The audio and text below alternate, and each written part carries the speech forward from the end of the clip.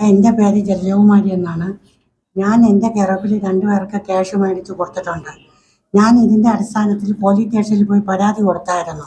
കൊടുത്തപ്പോൾ പോലീസ് സ്റ്റേഷനിൽ നിന്ന് കിട്ടിയ റിപ്ലൈ എന്തെന്ന് വെച്ചാൽ പോലീസ് സ്റ്റേഷനിൽ ഞങ്ങൾക്ക് പൈസ വാങ്ങി തരാനുള്ള റൂൾസ് ഇല്ല എന്നാണ് ഞങ്ങൾക്ക് അവിടെ നിന്ന് കിട്ടാൻ സാധിച്ചത്. ഞങ്ങൾ ചെന്നിട്ടൊരു സ്ത്രീ എന്നുള്ള ഒരു പരിഗണന ഞങ്ങൾക്ക് തന്നിട്ടില്ല.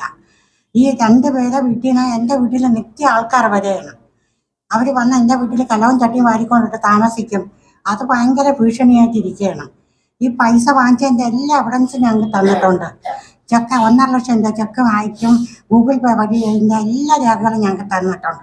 ഞങ്ങൾ പലരെയും ഞങ്ങൾ മുഖ്യമന്ത്രിക്ക് വരെ പരാതി കൊടുത്തിട്ട് ഞങ്ങൾക്ക് ഇന്ന് യാതൊരുവിധ നടപടിയും കിട്ടിയിട്ടില്ല.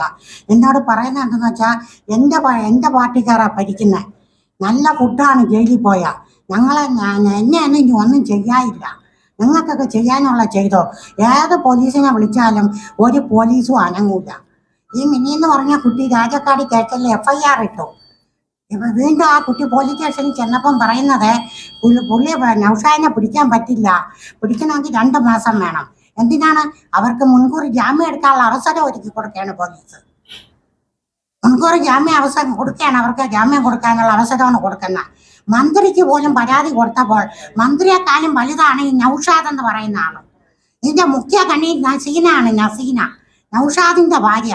അവളെ കയ്യിലാണ് 10-25 ലക്ഷത്തിന് പുറത്ത് പണം അവളെ അക്കൗണ്ടിൽ പോയിരിക്കുകയാണ്. ഇതാണ് ആള്. ഈ 2 പേരാണ് ദുബൈ നസീനയും നൗഷാദും. മനുഷ്യക്കടത്തിന്റെ മെയിൻ ആളാണ്. മനുഷ്യക്കടത്തിന്റെ രാത്രി സമയങ്ങളിൽ ഭർത്താവില്ലാത്ത വീടുകളിൽ പോയി സ്ത്രീകളെ അതിക്രമിച്ച് കയറി പിടിച്ച് ആലുവ സ്റ്റേഷനിൽ കേസ് കിടക്കണം. ഇന്നലെ എന്നെ വിളിച്ചു പറയും, പേര് വെളിപ്പെടുത്തരുത് ദൈവീയത്, അവിടെ അനിയത്തി ഉണ്ട് എന്ന് കെട്ടിച്ചയക്കാൻ. നിങ്ങൾ ഏത് സ്റ്റേഷനിൽ വിളിച്ചാലും ഞങ്ങൾ വന്ന് പറയാം. ഈ നൗഷാദിന്റെ സ്വഭാവം ഇതാണ്.